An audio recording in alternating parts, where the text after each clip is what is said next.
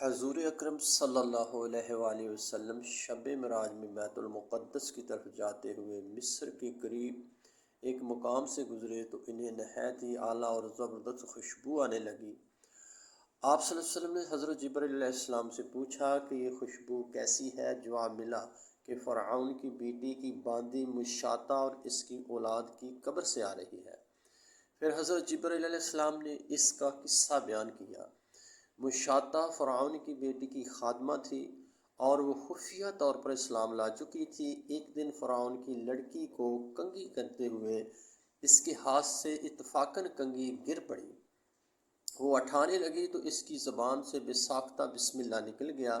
اس پر شہزادی نے کہا کہ تو نے آج عجیب کلمہ بولا، رب تو میرے باپ فرعون ہی ہیں، تو پھر تم نے یہ کس کا نام لیا ہے؟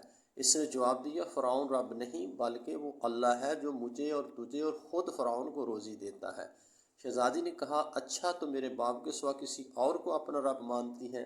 اس نے جواب دیا، ہاں ہاں، میرا تیرا اور تیرے باپ سب کا رب اللہ تعالیٰ ہی ہے۔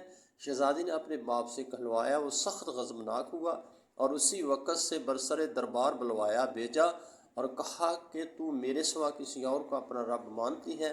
اس نے کہا، میرا اور تیرا رب اللہ تعالیٰ ہے جو بلندیوں بزرگوں والا ہے۔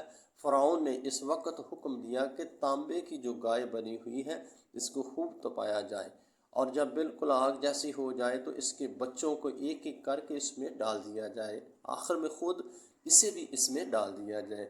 چنانچہ وہ گرم کی گئی۔ جب آگ جیسی ہو گئی تو حکم دیا کہ اس کے بچوں کو ایک ایک کر کے اس میں ڈالنا شروع کرو۔ اس نے کہا، بادشاہ ایک درخواست میری منظور کرو، وہ یہ کہ میری اور میرے ان بچوں کی ہڈیاں ایک ہی جگہ ڈال دینا۔ اس نے کہا، اچھا، تیرے کچھ حقوق ہمارے ذمے ہیں، اس لیے یہ منظور ہے۔ اس کے بچے آنکھوں کے سامنے اس میں ڈال دیے گئے اور وہ فوراً جل کر راکھ ہو گئے۔ پھر سب سے چھوٹے کی باری آئی جو ماں کی چھاتی سے لگا دودھ پی رہا تھا۔ فرعون کے سپاہیوں نے اسے گھسیٹا تو اس نیک بندی کی آنکھوں سے اندھیرا چھا گیا۔ اللہ تعالیٰ نے اس بچے کو اسی وقت زبان دی اور اس نے بآواز بلند کہا، اماں جان افسوس نہ کر، اماں جان ذرا بھی پس و پیش نہ کرو، حق پر جان دینا ہی سب سے بڑی نیکی ہے۔ چنانچہ انہیں صبر آ گیا، اس بچے کو بھی آگ میں ڈال دیا گیا اور آخر میں ان کی ماں کو بھی اس آگ میں جلا کر مار دیا۔